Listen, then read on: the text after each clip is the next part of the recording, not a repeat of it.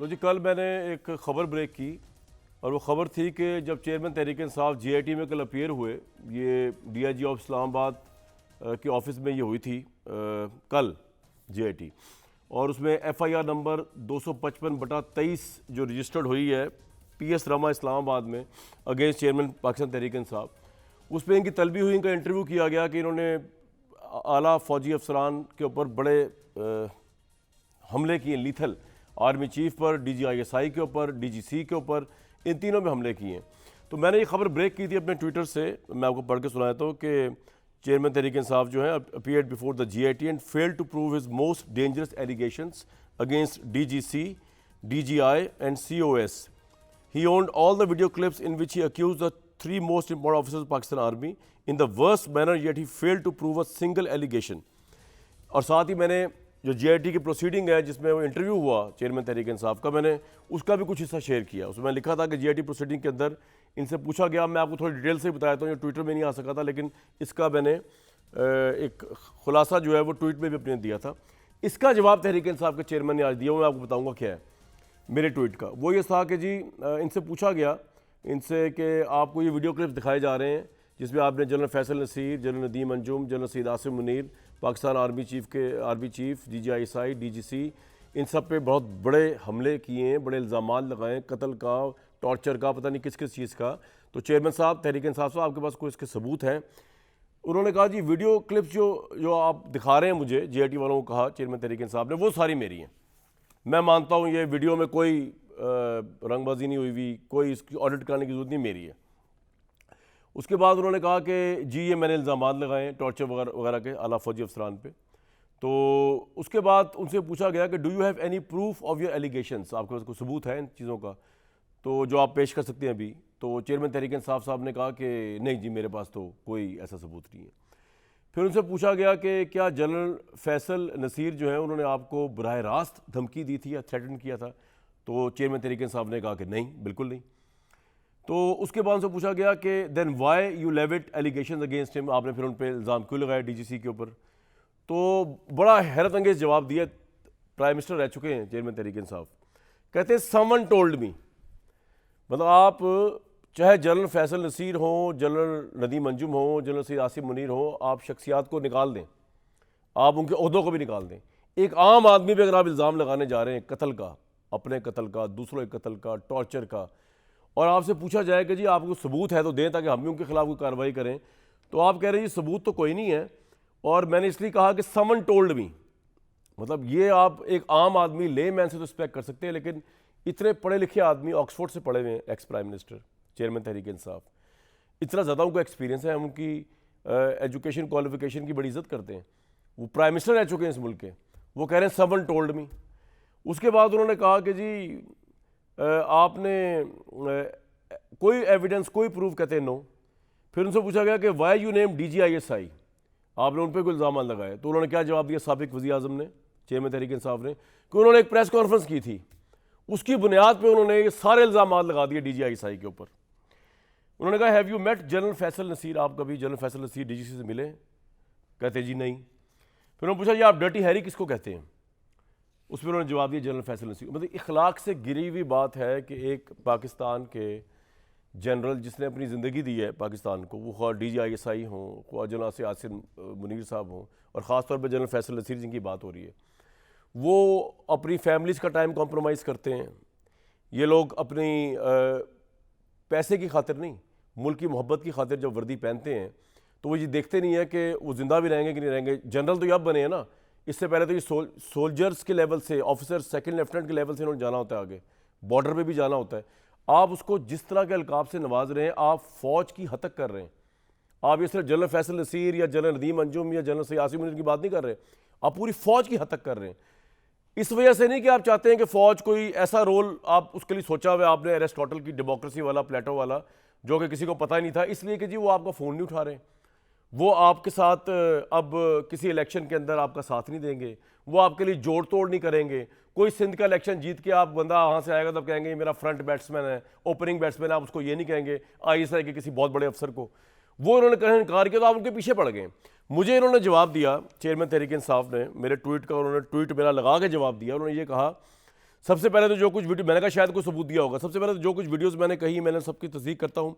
सवाल ये है कि जब मैं जनरल फैसल नसीर के खिलाफ मुकदमा तक दर्ज नहीं करवा सका, जिसके बारे में इल्म था कि वो राना सनाउल्लाह शहबाज शरीफ के साथ कातला हमला होने के मनसूबे में ही नहीं बल्कि इस हमले के बाद मुश्तरका तहकीकाती टीम जो नतीजे पर पहुंची कि हमले में 3 हमलावर थे, ये झूठ है। जितनी मैंने इस पर रिसर्च की और मेरे सामने रिपोर्ट आई है पोस्टमार्टम की, 3 हमलावर बिल्कुल नहीं थे, झूठ है ये। एक था तहकीकात को सबसार करने में भी मुलविस था, तो मैं शवाहिद कैसे मुहैया कर, तो आपके पास जब शवाहिद है ही नहीं, जवाब तो आपने मेरे ट्वीट का दिया जो मैंने खबर ब्रेक की थी, लेकिन आपके पास एविडेंस अभी भी नहीं है, फिर भी आप कह रहे हैं कि भाई इन पर भी कत्ल का इल्ज़ाम लगा दो, उसको भी FIR कटवा दो, उसको भी कर दो।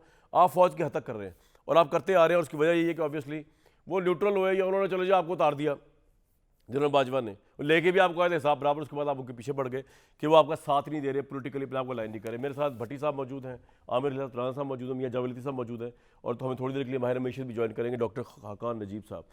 भट्टी साहब, ये जो ट्वीट आया है, जो मैंने एक खबर कल ब्रेक की, उसके बाद सबके बाद चली गई थी, उसके बाद इनका जवाब आया, एविडेंस कोई नहीं है JIT के अंदर, जो मुझे जवाब दिया है ट्वीट पे, मेरी ट्वीट के ऊपर, उसमें भी कोई एविडेंस नहीं है। सर ये क्या हो रहा है इस मुल्क में भट्टी साहब?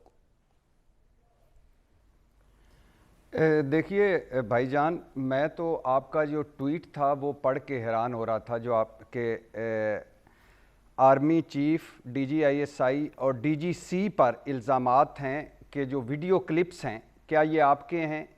खान साहब ने कहा यानी मेरे हैं। आपके पास सबूत हैं? यानी यहाँ से मैं हैरान हूँ कि जी नहीं हैं। क्या आपको DGC ने, जनरल फैसल नसीर ने कोई बराह रास्त धमकी दी? जी नहीं। इल्ज़ामात क्यों लगाए? किसी ने कहा था। इसका कोई सबूत नहीं है। आपने DGISI पर इल्ज़ामात क्यों लगाए? क्योंकि प्रेस कॉन्फ्रेंस की थी उन्होंने। आप डर्टी हैरी किसे कहते हैं? मैं DGC जनरल फैसल नसीर को कहता हूँ। अब मुझे मैं हैरान ये हूँ, ये सच है कि उन पर कातलाना हमला हुआ, वो, और ये भी है कि वो 5 कातलाना हमलों के मंसूबे भी बता चुके हैं, और इस कातलाना हमले का पहले बता चुके हैं कि मुझ पर एक मजहबी जनूनी हमला करेगा, और वैसे ही हुआ। लेकिन मफरूज़ों पर कत्ल का इल्ज़ाम, सिर्फ किसी के कहने पर कत्ल का इल्ज़ाम, बिना सबूत कत्ल का इल्ज़ाम, और किसी ने कहा और मैंने आर्मी चीफ, DGISI और DGC को गद्दार बना दिया, वज़ीर आज़म, वज़ीर दाखिला पर इल्ज़ाम लगा दिया, तुम मीर जाफ़र हो, तुम मीर सादिक हो, तुम डर्टी हैरी हो, तुम मिस्टर X हो, तुम मिस्टर Y हो, मुझे चिड़िया घर से कॉल आई। अच्छा, फिर आपके ट्वीट पर जो उनका ट्वीट आया है कि उन्होंने सब कुछ ओन किया है, ठीक हो गया, अब का इंक्वायरी कमिशन बनाए, सबूत देंगे। भाई ये इंक्वायरी कमीशन थी भट्टी साहब, यहाँ सबूत दे देते ना JIT के सामने, दे देते सर, ट्विटर सोशल मीडिया पे दे देते। जी भट्टी साहब कंटिन्यू करें। नहीं है ही नहीं भाईजान, वो तो होंगे तो देंगे ना, मुझे तो लगता है नहीं है। लेकिन मैं इस पे भी आता हूँ कि एक आज़ादाना इंक्वायरी कमीशन जो उनकी मर्जी का है वो बना दें, उनकी जमात के 3 लोगों का बना दें। हाँ। यानी वो जो जिन अपने 3 PTI के सियासतदानों को कहते हैं, उन सियासतदानों का एक कमीशन बना दें, और ये कमीशन बनाएं और वो बुलाएं, और वो अच्छा, और वो जो किसी है उसको भी लाएं, वो किसी घर का किसी है या कोई बार का किसी है, बिल्कुल सही, उस किसी को लाएं और उस किसी से पूछें कि आपके पास क्या सबूत हैं कि फौज गद्दार है, फौज साजिशी है, पुराने है, टॉर्चर करती है, मौजूदा आर्मी चीफ सब कुछ करा रहा है, जनरल फैसल नसीर हैवान है, वो उसे नंगा लोगों को देखने का शौक है, वो साइको है, वो डर्टी हैरी है, और DGISI प्रेस कॉन्फ्रेंस करके गद्दार बन गया है।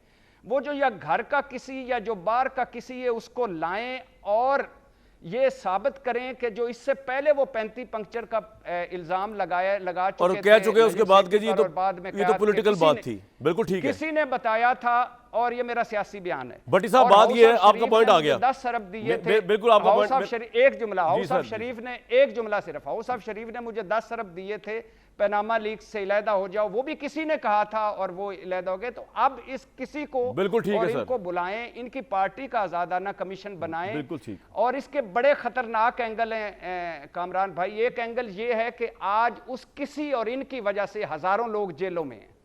और उस किसी और इनकी वजह से 14 महीने में जो हुआ वो भी आपके सामने है। ठीक। और इन किसी और उनकी वजह से वैसे आज मुझे 9 शक मई पड़ा का है कि ये भुगत रहे किसी हैं, कौन बोझ है, भुगत रहे हैं। ये शक पड़ा, लेकिन मुझे क्योंकि मैं चेयरमैन तहरीक इंसाफ, मेरे में ये फर्क है, मेरे साथ एविडेंस कोई नहीं है तो मैं कह नहीं सकता। पॉइंट आ गया। आमिर भाई की तरफ अगर मैं जाऊं, आमिर लियास राणा साहब, ये तो एक एक्स प्राइम मिनिस्टर का इन्वेस्टिगेशन हो रही है और वो इतने बड़े बड़े हमले लगा रहा है अफवाज पाकिस्तान पे। ये अफराद पे हमले नहीं है, ये अफराद पे इल्ज़ाम नहीं है, ये इदारे पे हैं।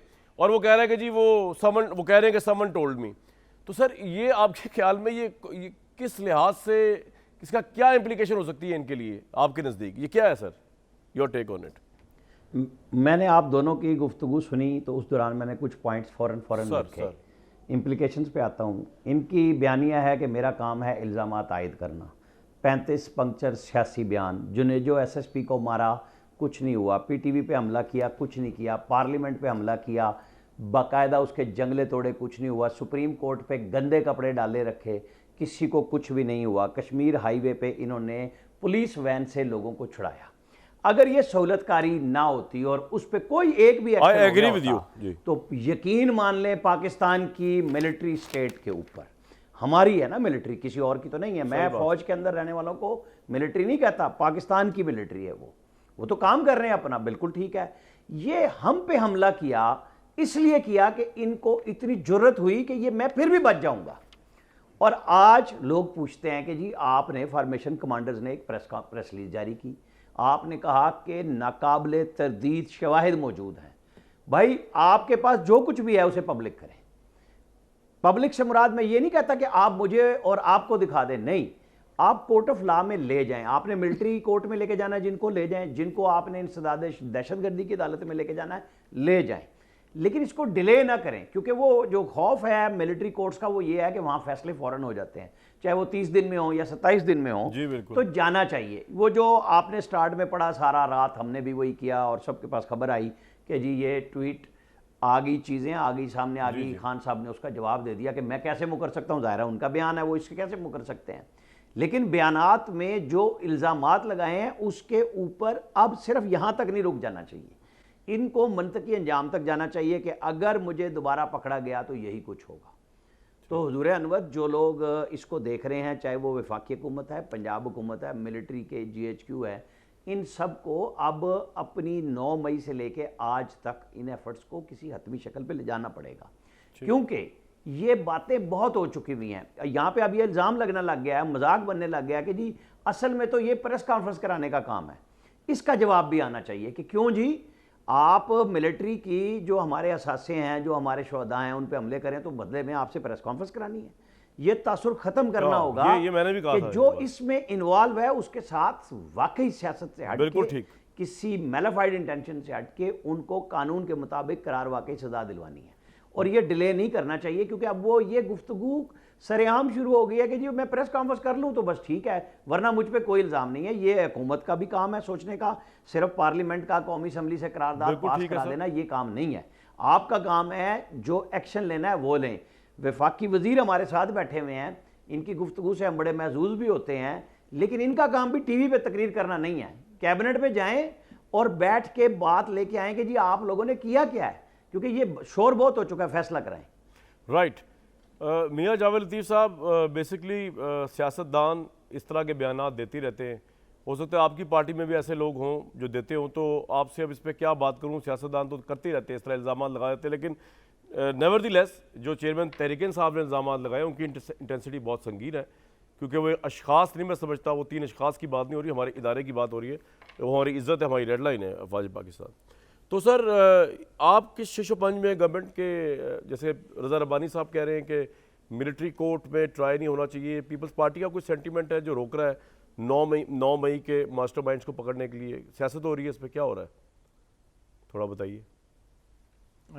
कामरान साहब, बड़ी माजरत से जो आप बात कर रहे हैं ना कि सियासतदानों का काम है इल्ज़ामात लगाना, ये मेरा ख्याल मुनासिब नहीं है, इसलिए कि तमाम अदारों में बैठे लोग जो हैं वो कुछ ना कुछ, किसी से गलती हो सकती है, इसी तरह सियासतदानों से बात गलत हो सकती है, अदारों में बैठे लोगों से भी गलत होता रहता है। लोगों को कोट करना चाहिए कि फ़लाँ ने फ़लाँ वक्त में ये बात गलत की थी। अब जो बात आप कर रहे हैं, सवाल पूछ रहे हैं, वो मेरी गुजारिश इतनी होगी कि अदारों पर इल्ज़ामात, जो मेरे भाई आमर राना साहब ने बात की, अदारों पर इल्ज़ामात जब लग रहे थे, जब ये लगा रहे थे इमरान खान साहब, तो भाई उस वक्त अगर उसको रोक लिया जाता तो 9-10 मई का वाक़या ना होता। 9-10 मई का वाक़या हो गया है, तो आज अगर आप सिर्फ दहशत गर्दों को पकड़ेंगे, सहूलतकारों को नहीं पकड़ेंगे, मास्टरमाइंड को नहीं पकड़ेंगे और जो इसका बेनिफिशरी है उसको नहीं पकड़ेंगे, तो फिर ये खुदा न खास्ता आने वाले वक्तों में कोई बड़ा हादसे का सबब बन सकती हैं चीज़ें।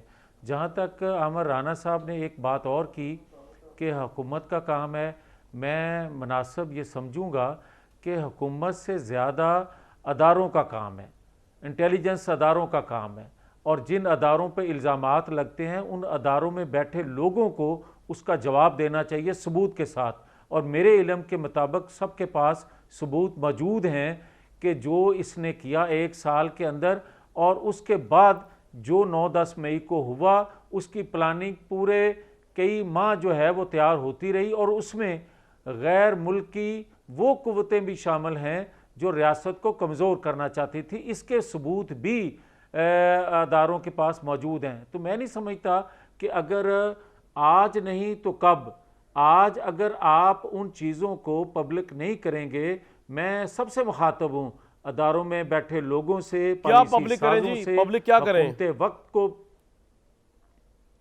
हाँ, मैं अर्ज करता हूँ और एक और बात का भी जवाब दे आज दीजिएगा, बंदा कहता है, एक और बात का भी साथ जवाब दीजिएगा मियां साहब। मैं तो आपकी बड़ी यकसोई से बातें सुनता हूँ।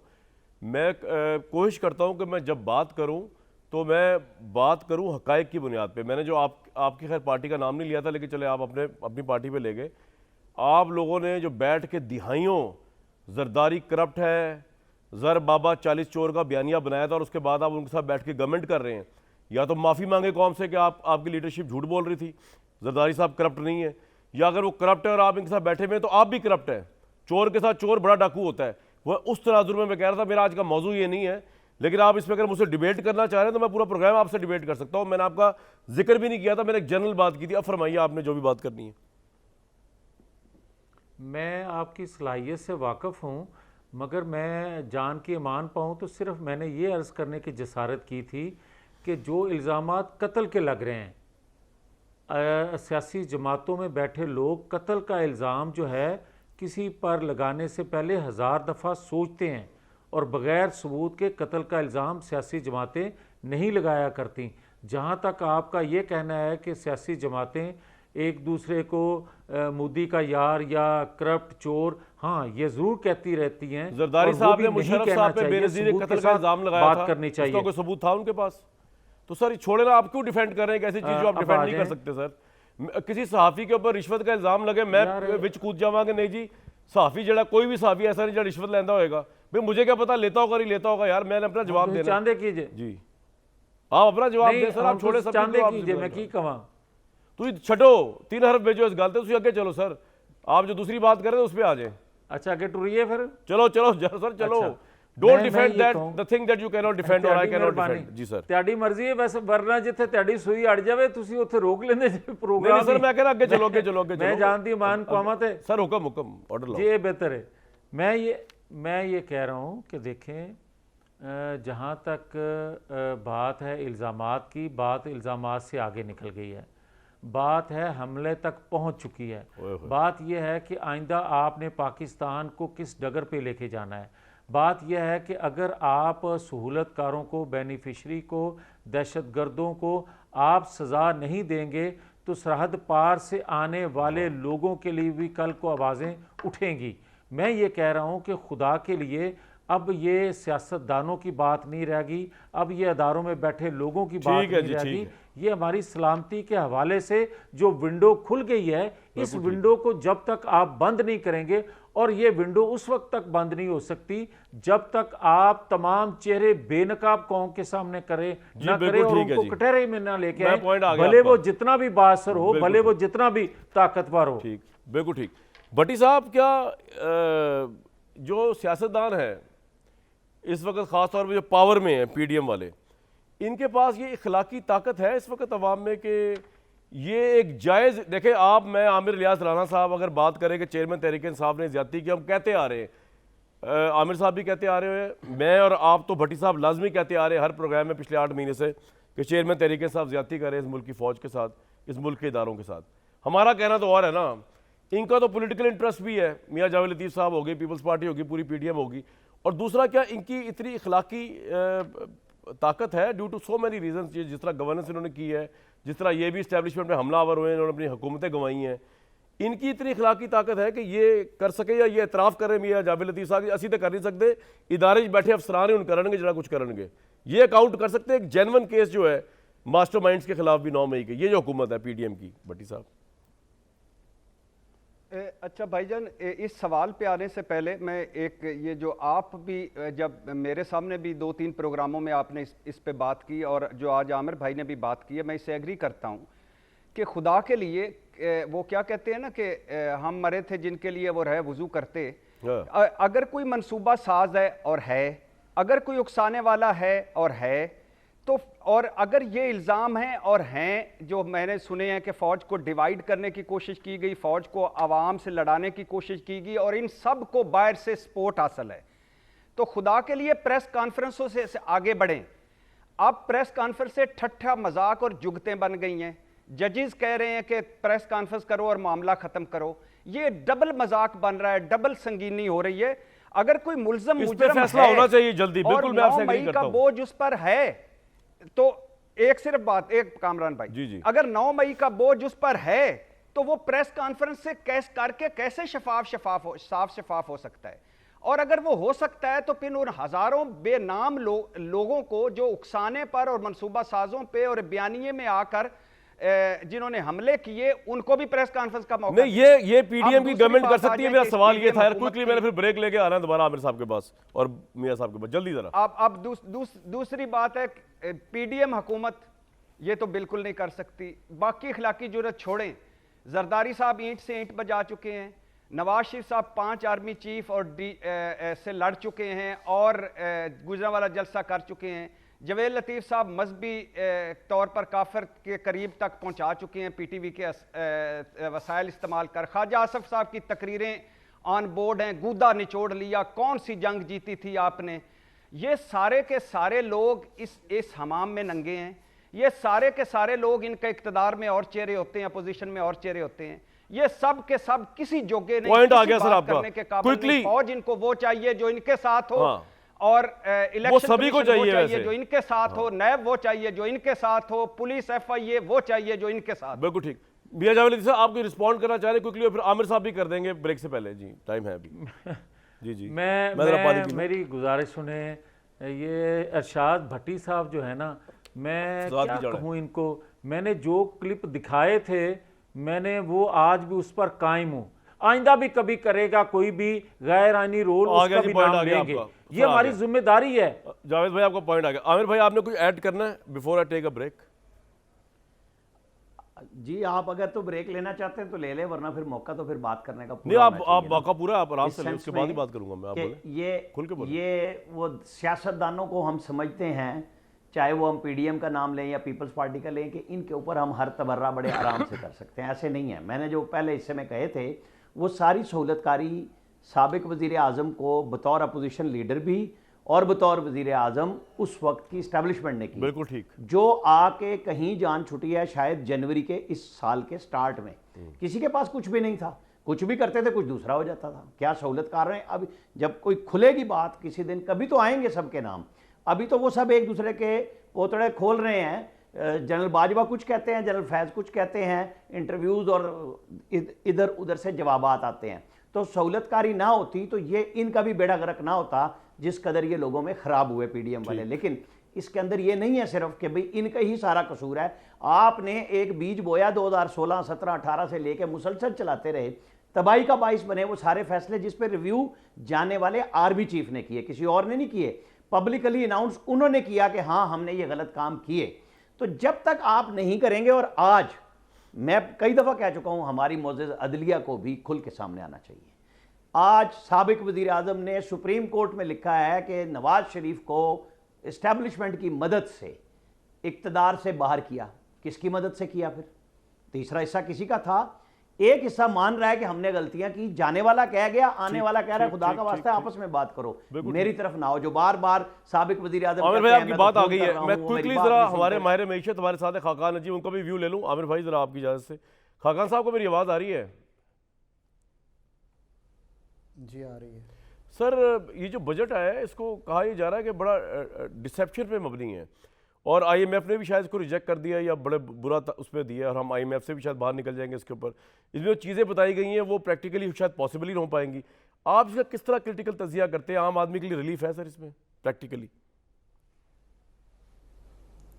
देखिए कामरान साहब, I think the most important topic that everyone in the country today should be discussing वो इकॉनमी है, क्योंकि आई थिंक जो इस वक्त इकॉनमी की सूरत हाल है, अगर हम उसको डिस्कस करें और कुछ और ना डिस्कस करें तो ये मुल्क के लिए सबसे ज़्यादा बेनिफिशियल होगा। ये मेरी मोस्ट सिंसियर एडवाइस है, और मैंने 10 साल से ज़्यादा गवर्नमेंट ऑफ पाकिस्तान की हेल्प की है और बहुत सी जगहों पे काम किया है।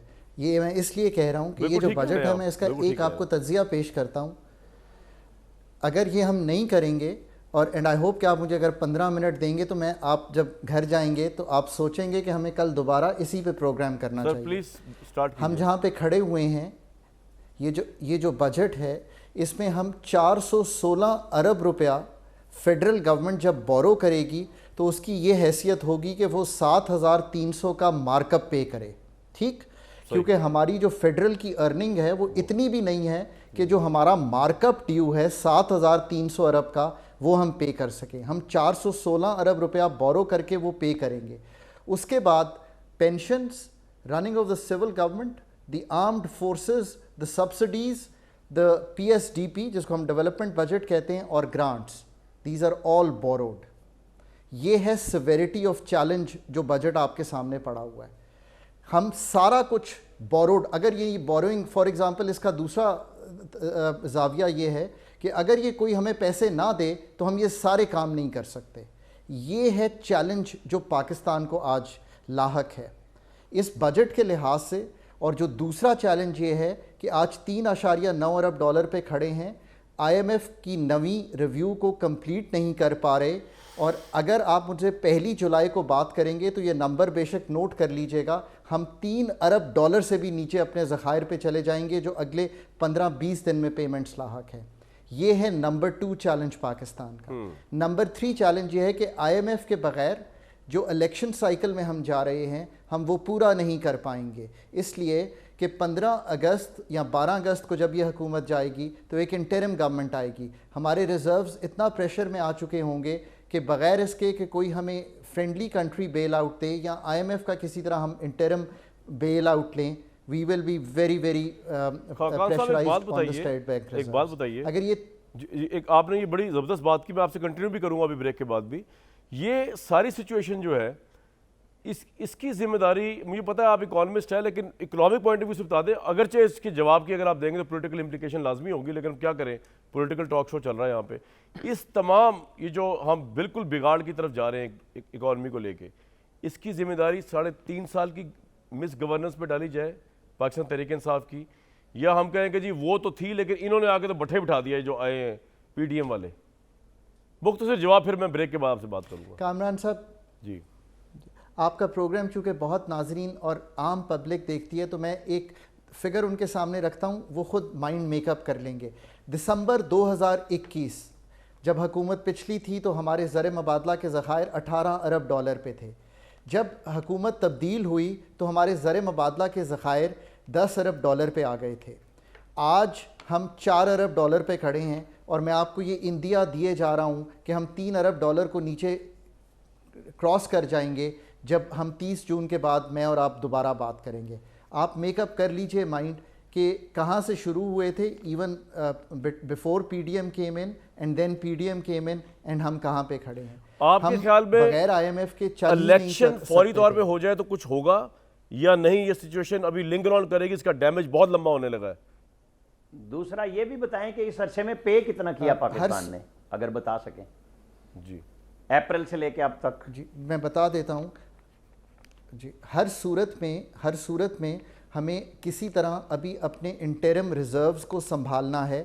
मेरा बेस्ट सोल्यूशन ये होता कि IMF की छतरी रहती, हम नवा रिव्यू कंप्लीट करते। अगर हम ये कर लेते कामरान साहब जनाब, तो फिर ये होता कि $1 अरब IMF का, $2 अरब सऊदी अरेबिया का, $1 अरब UAE का। अगर ये मैं $4 अरब भी डाल देता तो जो इंटरिम गवर्नमेंट का टाइम पीरियड था वो गुजर जाता। ये मैं आज भी कहता हूँ कि जो भी IMF के लिए करना है अगले 15 दिन में कर लीजिए, तो आप पाकिस्तान का जो दबाव है, जो बैरूनी बहुत दबाव है, इंपॉर्टेंट आपने और बात ये की, इस मैं वक्त आपसे इतना कंटिन्यू ज़्यादा करूंगा है। और मैं चाहूंगा गवर्नमेंट भी इस पे वक़्फ़ दे। लेकिन एक और अहम सवाल पे छोड़े जा रहा हूँ खाकान साहब को भी, इस पैनल को भी और लोगों को भी जो देख रहे हैं, ब्रेक पे जा रहा हूँ कि ये बात तो आपने फैक्चुअली शायद सही की होगी कि PTI गवर्नमेंट 18 अरब रुपए का ज़र मुबादला थे जो $10 अरब के रह गए और अब 4 अरब के हो गए और जून तक 3 अरब से नीचे चले जाएंगे। लेकिन ये जो पॉलिटिकल इंस्टेबिलिटी एक साल में आई है, जिसमें तहरीक इंसाफ ने तूफान मचाया हुआ था यार, कभी लॉन्ग मार्च हो रहा है, कभी क्लोज मार्च हो रहा है, कभी कुछ और हो रहा है, कभी इसको उड़ा दिया जाएगा, कभी उसको उड़ा दिया जाएगा। इसका कितना रोल है, ये कब एनालिसिस करेगा? या फिर ये PDM वाले जो थे ये बड़े ही निकम्मे थे?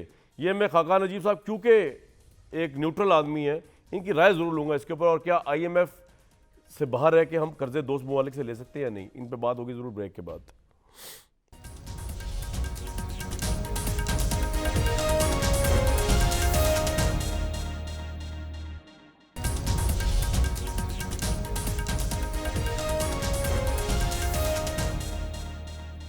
इससे पहले मैं बाकी पहले जो खाकान साहब, IMF अगर हमारे साथ नहीं आता तो क्या दोस्त ममालिक फिर भी हमें कर्जा नहीं देंगे?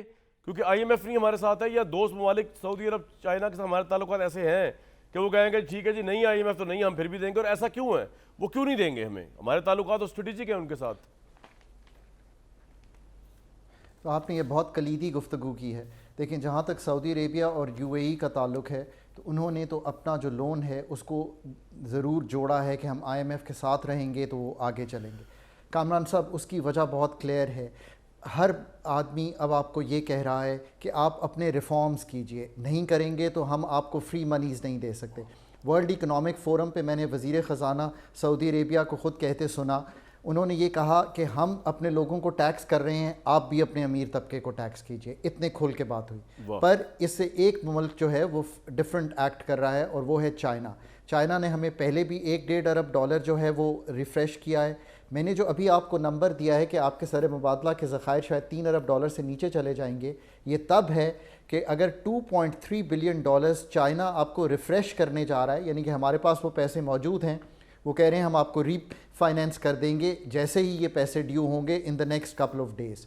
तो चाइना तो है आपके साथ, पर जो दो बाकी दो ममालिक हैं ये अब तक इस तरह है। मेरा ख्याल है ये आपने पॉइंट इतना अच्छा सामने रखा है कि we would have to go to these countries. अगर IMF का 9th रिव्यू नहीं होता तो इंटरम टाइम को गुजारने के लिए ये $3 अरब जो हैं एक कलीदी रोल प्ले करेंगे।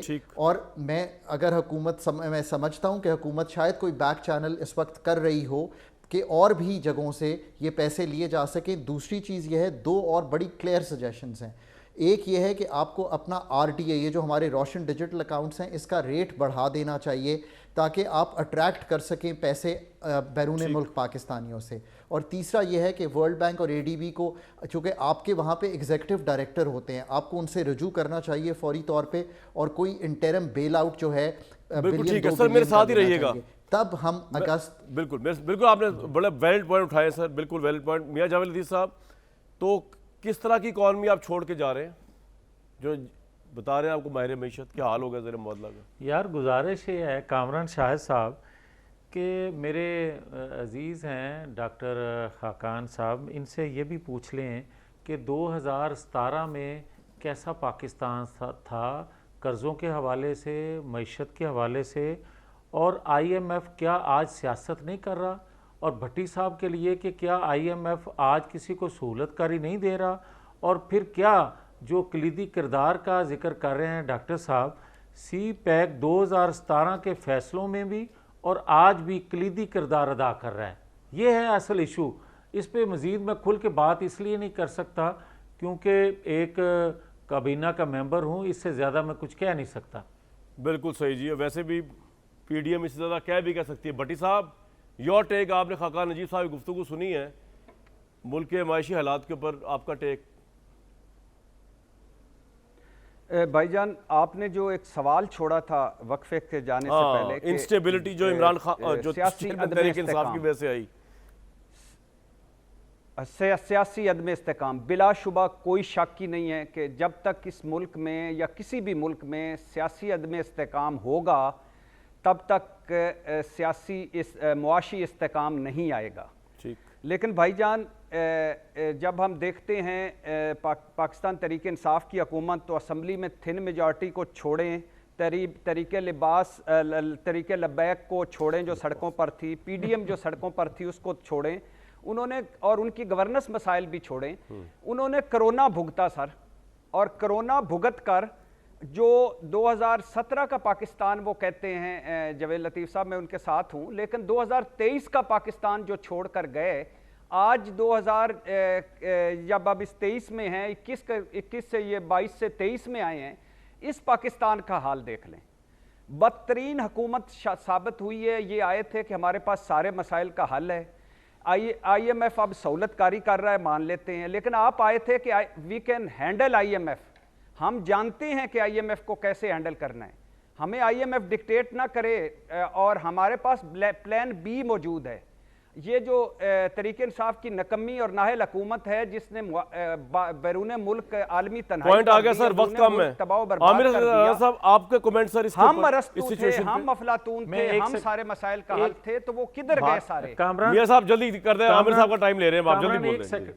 जी बोले बोले। मैं मेरी गुजारिश सुन लें, खुदा के लिए जो तजिया नगार हैं भट्टी साहब या कोई और साहब हों, ये ज़रूर जहन में रखा करें कि ये बातें हम पहले कहते आए कि 1 साल के अंदर क्या कुछ हम आज़ाद थे नहीं थे। सर हुकूमत आपका पॉइंट आ गया, बातों की बारी है। मियां साहब नहीं, एक सेकंड, मगर एक सेकंड यार, आज ये देखें कि जजेस के फैसलों को आप कोट कर रहे हैं या जजेस के रिमार्क्स को कोट कर रहे हैं कि वो कहते हैं प्रेस कॉन्फ्रेंस करो और आप बरी हो जाओगे, तो भाई मुझे ये भी तो बताएं ना, क्या यही अदलिया जो है डॉक्टर यास्मीन राशिद को बरी करती है बगैर किसी को नोटिस करे, और परवेज लाई को जो है वो बरी कर देती है बगैर किसी को नोटिस किए?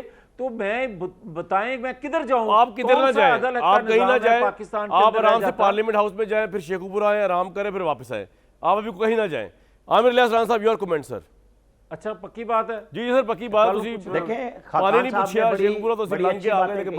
लेकिन मैंने उनसे एक छोटा सा सवाल पूछा था कि वो मुझे बता देते कि इस गवर्नमेंट ने आके कितनी $1 बिलियन कर्जा वापस किया है, तो हमें बहुत सहूलत हो जाती तज्जिया करने में कि आज हम जहां बैठे हैं। जाहिर है एक सियासी अदम इस्तेकाम तो था और है और आगे चलेगा, चूंकि अब एक फैसले होने जा रहे हैं, हो जाएंगे तो बेहतर है, क्योंकि ये बातें ना तो इसहाकडार से छुपी हुई हैं जो खाकान साहब कह रहे हैं, और हमें और आपको भी पता है कि सऊदी वजीर ने जो बात कही थी और हमें कहाँ से पैसे लेने हैं, किसने देने हैं। वो हालात चले गए जब नवाज शरीफ को $1.5 अरब किंग अब्दुल्ला ने गिफ्ट किया था पाकिस्तान के लिए। आपने उस पाकिस्तान को खुद जवाबन तबाह किया बिठा के एक लाडले के लिए, और आज हम भुगत रहे हैं। हमें ये बात माननी पड़ेगी कि आपने तजर्बा किया पाकिस्तान में on job training prime minister का, जिसका नतीजा आज ये है कि पूरी मिलिट्री और वो जो पंजाब में लगाया था ना ऑन जॉब खड़ी थी और वो कोई काम नहीं कर सका। वो तो यही कह रहा हूं, उस्मान बुज़दार हो या महमूद खान, ट्रेनिंग भी उसकी हुई और उसने मुबैना जो उसकी करप्शन की दास्तानें हैं। सिंध मैं सोच रहा था बिलावल शायद कोई ठीक कर लेगा, उसका मुकाबला बुज़दार के साथ करा दिया। खाकान साहब अगर बता देते कि कितने कर्जे दिए हैं, पॉइंट आ गया। खाकान साहब आप रिस्पॉन्ड कर रहे हैं आमिर इलियास साहब के सवाल को, वरना मैं तैयार आमिर भाई बिल्कुल आपका पॉइंट आ गया। खाकान साहब को टाइम जरा कम मिला है तो मैं बिल्कुल बात करता इसके ऊपर। खाकान साहब आपने रिस्पॉन्ड करना, आमिर साहब को फिर मैं सवाल पूछूंगा आपसे, ऑफ कोर्स मेरा काम ही है। जी, मैंने 2 चीज़ों पे रिस्पॉन्ड करना है। एक तो देखें, ये सब समझें कि जहां हम आज खड़े हैं वो किसी एक हुकूमत या पिछले 2 साल या 5 साल या 8 साल की कारकर्दगी नहीं है। हमने कोई भी कलीदी फैसले करने से इनहराफ किया है। मोटे मोटी बात कर लें, हमने 18वीं तरमीम की पर अपने सब्जेक्ट्स जो हैं पंजाब को या सिंध को या बाकी प्रोविंसेस को नहीं दिए, तो हमारे पे बोझ फेडरल पे पड़ा। हमने सॉरी मेरा टाइम कम है, मैं आपसे 2-3 सवाल रेलेवेंट और पूछ लूं। सर सॉरी, मुझे बताएं ये बजट क्या है? ये बजट अवाम डॉलर का बता देते कि कितना पे हुआ है इस 11 महीने में। सर नेक्स्ट रख लेंगे डिबेट, मैं बता देता हूँ। जी बता दें खाकान साहब, बता दें। देखिए, इसको समझने की कोशिश करें, इसको समझने की कोशिश करें ये देखें डॉलर ना, हमने समझाएं जरूर डायरेक्ट वापस आके, किए हैं, जैसे आप 20-22। रुपए गिन रहे हैं ना, खाकान साहब के इतने इतने अरब डॉलर चले गए, तो दिए कितने आपने कर्जे में? चले उनको जवाब तो दे रहे थे आमिर भाई, डायरेक्ट आ उनको जाए ना। सांस तो जी, लेने। जी समझने खाकान की साहब बोले कोशिश, बोले आप कितने समझ दिए नहीं। भाई उन्होंने इतनी तो लंबी बात की है, मैंने तो यार आप आमिर जरा भाई बात- तो आपने सवाल उठाया, जवाब तो ले लें उनसे यार, जवाब तो लेना लेने दें उनसे, उन्होंने आप पे सवाल तो नहीं बांधा था ना। जी खाकान साहब। देखिए, मैं आपको बार बार समझाने की कोशिश करता हूं, पूरे पाकिस्तान को समझना है। आपके पास डॉलर के पहले इनफ्लोज एक आपने तय किए हुए थे, वो इनफ्लोज सारे टूट गए। वो क्यों टूट गए? बिकॉज हम फंड के प्रोग्राम में नहीं है, फंड मनीज नहीं आई, वर्ल्ड बैंक की मनी नहीं आई, एडीबी की मनी नहीं आई, कमर्शियल मनीज नहीं आई, फ्रेंडली कंट्रीज की मनी नहीं आई। आपके आउटफ्लो 20-22 अरब डॉलर के थे, आपको मैच करना था उनको with the inflows. Inflows sir बगैर क्विकली IMF के बताइए, नहीं हो सकते ये थे। बजट आपका ये बजट क्या है पाकिस्तान के लिए और अवाम के लिए? Sir quickly, I am sorry time कम है, वरना आपकी बातें मैं सुनता। जी बताइए, खाकान साहब से पूछ रहा हूँ। देखिए, ये बजट फिर एक खसारे का बजट है। ठीक है। पाकिस्तान के जो फंडामेंटल रिफॉर्म्स हैं वो हमने नहीं एड्रेस किए। ठीक है। बिकॉज अच्छा खाकान मैं साहब, बात समझ बताइए सकता कि हूं, यहाँ आपने पे कहा मैं कि जावेद 10 लतीफ साहब अप्रैल को साथ दूंगा। आपने कहा क्विकली कि दिसंबर 2021 में ज़र मुबादला पीटीआई गवर्नमेंट में 18 अरब डॉलर के थे, लेकिन सर ये भी तो फैक्ट है कि 10 अप्रैल जब इनकी गवर्नमेंट गई है तो ज़र मुबादला सिर्फ 10.8 अरब डॉलर के रह गए थे, क्योंकि सिर्फ मार्च के महीने में 5 अरब डॉलर की इन्होंने जो है वो ग्रोथ बेस्ड इंपोर्ट की थी, जरा ग्रोथ दिखाने के लिए गवर्नमेंट की जा रही थी। ये बात तो फैक्चुअली है ना सर, कि जब इनकी गवर्नमेंट गई तो 18 अरब नहीं 10.8 अरब डॉलर के ज़र मुबादला रह गए थे। खाकान साहब, मैंने भी यही कहा था आपको। आप अगर दिसंबर 2021 वापस- कह रहे मैंने थे कहा ना? था ठीक है। 18 से इन्होंने ठीक है sir, without IMF can we survive और we can not? No, we can not. International architecture जो है इस वक्त, उसमें आप एक्सटर्नल के जो चैलेंज में हैं, जहां रिजर्व्स खड़े हैं, आपको हर सूरत में IMF में जाना पड़ेगा। ब्रेक वरना लूंगा जी, मैं ये एक जो ब्रेक लूंगा, bleeding- मैं एक ब्रेक लूंगा।